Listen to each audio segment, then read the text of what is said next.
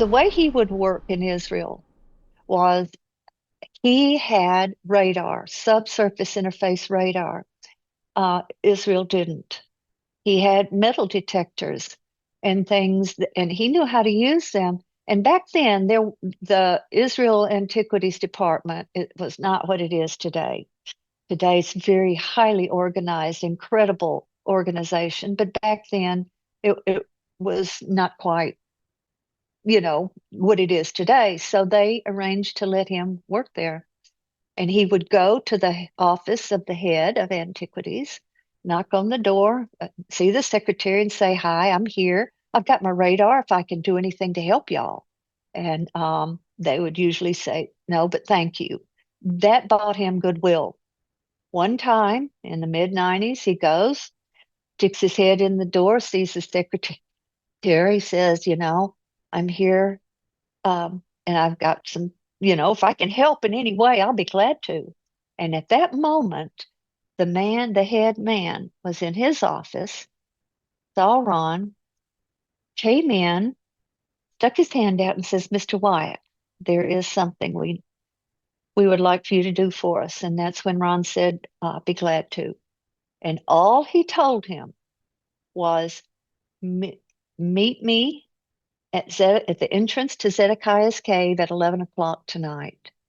And so Ron, the hotel he was staying in, the old Jerusalem Hotel, was right across from the entrance to the Garden Tomb. It was not a long walk at all. So he walked down there, 11 o'clock at night, and there were army and police there. And back then, not a lot of people spoke English. Nobody spoke to him. He walked right through, right into the entrance. And this man, who was the head, who was also a four-star general, a retired four-star general, he asked Ron, he said, "Just follow me. We had some men go into a tunnel and they haven't come back. And we were wondering if you would go and check on them," which Ron thought was really a strange request because there's nobody more brave than the Israelis. I was going to Uh, ask you this exact question. I'm glad you're talking about it. Go ahead. Yep. yeah. So, he thought that was kind of strange, but he was willing to do whatever. And I am not sure about this. I'm going to have to check my notes. I think they told him they heard screams, but I'm sure they had radios and they just lost contact. So Ron goes in this tunnel. He had never seen it before. It's in Zedekiah's cave. Well, he had been looking in Zedekiah's cave for years, looking for a tunnel entrance, never found one. And here's this opening right here where he had been, well, I won't say hundreds, 20, 30 times before. It's open. And they said, "Can you go down there and check on him?" So Ron said that he started walking down this tunnel and he went about 70 feet and there was a pile of men all in a heap.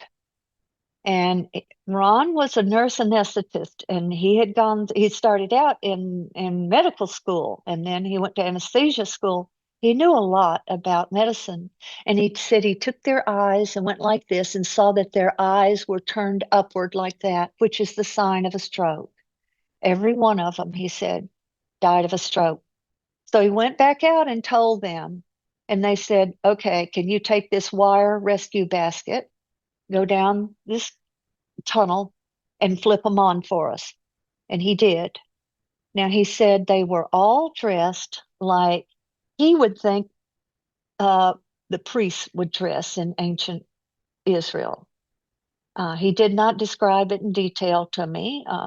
He just said they looked like priests. And so one at a time, he'd flip them in, they would pull them out.